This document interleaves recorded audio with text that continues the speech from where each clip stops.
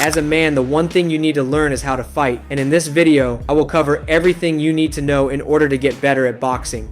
This video covers all the knowledge and training methods which are used by the best boxers in the world. The video will be divided into different sections which cover things like improving stamina, defense, and footwork for boxing, and then moves on to advanced things like distance control and boxing IQ. So let's start off with the first thing, which is stamina. Stamina is the key foundation of boxing and is one of the very first things you will develop as you start boxing. Boxing in general requires a lot of stamina compared to most sports since it uses your entire body. There are two main ways to improve stamina in boxing. The first one is interval training. Interval training is pushing your body for a short amount of time in between training. A great example of interval training is running at a slow pace and then sprinting at high speed for 60 seconds. It is a proven way to improve your stamina since your body will start to adapt to a higher level of intensity than normal. The second way to improve stamina is to push yourself past your limits while running or training on the heavy bag. Most people are capable of more than they think, and the human body is very good when it comes to adapting to different situations, so your stamina will increase over time. A great example of pushing past limits is setting a goal of running for higher distance every day. Let's say you can run 1 mile without stopping. The next day your goal should be to run about 1.25 miles, and keep increasing it every time you go on a run. The same can go for training drills like bag work or shadow boxing. Everyone has a maximum limit of how long they can keep going in a fight. So one thing you need to learn is balancing your stamina for both offense and defense so you can have energy throughout the entire fight. There should be times when you need to back down for a bit if you are tired or your body will give up. You can use jabs and feints to buy time to recover and gain your energy back. Head movement. One thing Canelo Floyd and Tyson had in common was their head movement. Having good head movement can make it really hard for your opponent to hit you, and the three best ways to improve head movement are using a slip bag, slip line, and doing partner drills at a faster pace than general. Let me explain them all in depth quickly. To use a slip bag, you need to punch the slip bag and slip when it comes back at you. Once you get good at that, you should start to move around and pivot fast while using the slip bag. The second thing is using a slip line.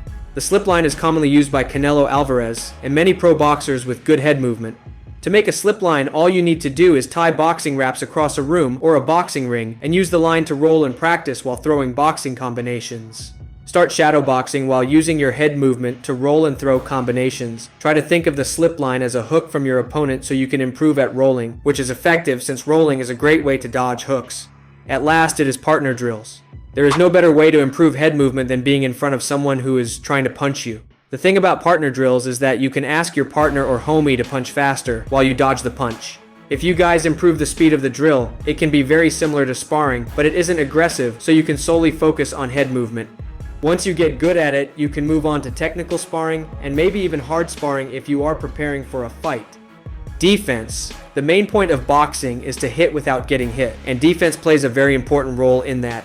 Let's take an example of Floyd Mayweather. He won a good percentage of his fights by split decision, and his defense was unbreakable, which helped him secure wins against many world champions. So there are about 3 important things you need in order to improve at defense. The 3 main things are quick decision making, blocking or parrying punches, and head movement. So let's take a look at the best ways to block different types of punches. To block a hook, you need to place your hand next to your ears, and it needs to look similar to how you pick up a phone call, as you can see in the video. You will still take some impact if your opponent has a powerful hook. Another option is to roll, which can be very useful if you have the chance. To block a jab or a cross, you need to use your hand to stop the punch simply by placing it in front of you, or you can parry it, which is changing the trajectory of a punch. Parrying is a great way to set up a counter punch since your opponent's guard will break for a short period of time. You can also use a high guard if your opponent is too fast with a jab cross combo. To block an uppercut, you need to keep your hands close to each other and crouch down slightly while using your elbows. To block a body hook, you need to lower yourself and use your lower forearm or elbow area and try to minimize the damage of the body hook. The next thing is making quick decisions.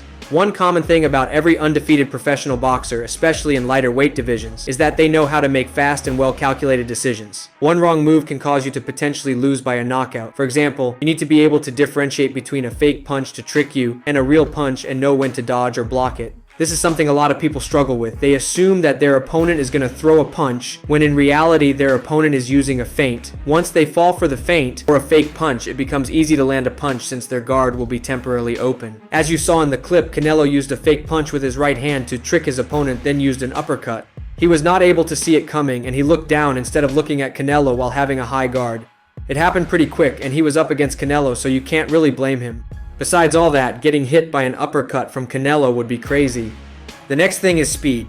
Speed is one of the most important things you need to improve in order to get better at boxing and start competing. Most good professional boxers in lighter weight divisions like featherweight or lightweight have really fast hands and reflexes. Boxers like Manny Pacquiao and Ryan Garcia were exceptionally fast, and it helped them to get more recognition and win more fights.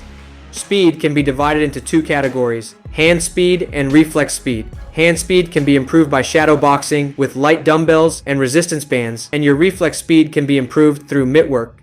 At last, another tip to improve your hand speed while throwing a punch is to keep your palms loose and slightly open. Once you are about to hit your opponent, you can close them. This is commonly used by almost all boxers with some experience.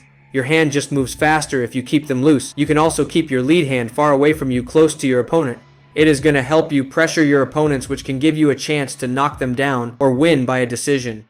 You can see an example of Floyd. He does not have to waste time throwing jabs from all the way back. Footwork. Footwork is the key foundation of boxing. One thing Muhammad Ali and Manny Pacquiao have the ability to move around fast to avoid getting hit by their opponent. To improve footwork, the best drills are partner drills focusing on footwork and shadow boxing. Ladder drills can also be very effective to improve your footwork speed, as you can see Lomachenko and Manny Pacquiao using them in the video. The main thing you need to work on is learning how to move and pivot around the ring freely without crossing your legs or losing your balance. At last, learning how to move in and out fast is also very useful in a fight against many types of opponents. To improve it, get in a boxing stance and try going backward and forward, using your toes, and throw boxing combinations while you are doing it. I recommend having a heavy bag in front of you so you can have a target and work on your accuracy at the same time. Additionally, watching boxers with good footwork and learning from them can be very beneficial. A few examples of boxers with good footwork are Bivol, Lomachenko, Muhammad Ali, and Manny. There are many other boxers, but it is easier to find fights of them since they are well known. The next one is punching power. One thing George Foreman, Mike Tyson, and Deontay Wilder had in common was their punching power. One clean hit can easily lead you to a win in boxing. The best ways to improve punching power are practicing it on the heavy bag while perfecting your technique. To throw a powerful cross or any punch with your rear hand, you need to be in a proper boxing stance and then transfer your weight to your rear feet. Then you need to pivot your rear foot while throwing a punch at the same time. At last, you need to make sure that you extend your arms completely. If you just do that and practice it on the heavy bag for a good amount of time every time you train, you will see a good improvement in your punching power. Another tip is to train your legs and core and build strength by doing explosive workouts like landmine press or jump squats. The reason is because you use your leg weight and even your core while landing a punch, and if you have more muscle mass, you will naturally punch harder. Compared to people who are the same weight and have less strength and muscle, the last thing is accuracy.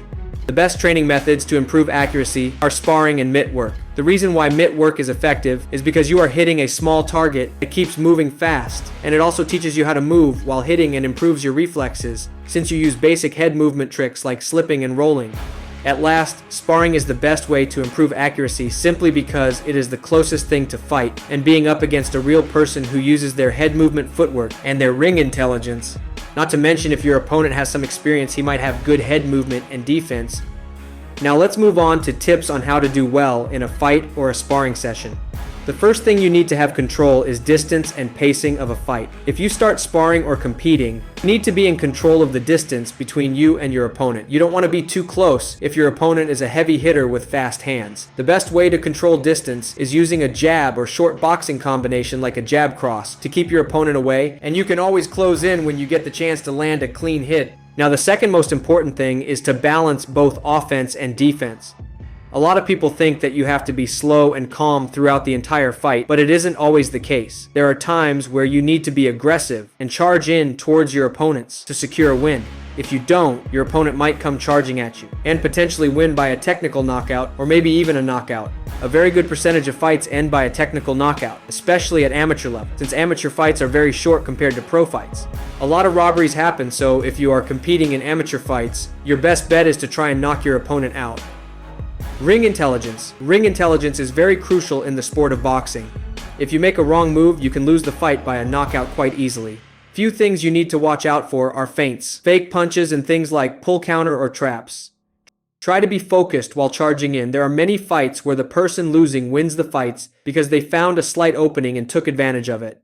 A few tips to improve ring intelligence are watching sparring sessions at your boxing gym and watching professional boxing matches on YouTube. Make sure to watch them and actually focus on their footwork or their decision making. Look at it from a different perspective. Rather than just enjoying the fight, just watch and learn. At last, your ring intelligence will naturally get way better when you gain more knowledge and experience about the sport. Now let's learn the last and one of the most important things in order to become a really good boxer. It is mastering the art of counterpunching. Counterpunching is something that can help you to win a fight at the last moment, or when you are trapped in hard situations like getting cornered or pressured by your opponent. The best ways to set up a counterpunch are dodging a punch by using your head movement or moving away, and then coming up with a powerful counter which can damage your opponent and maybe even knock them out. It's something that requires a lot of skill to master.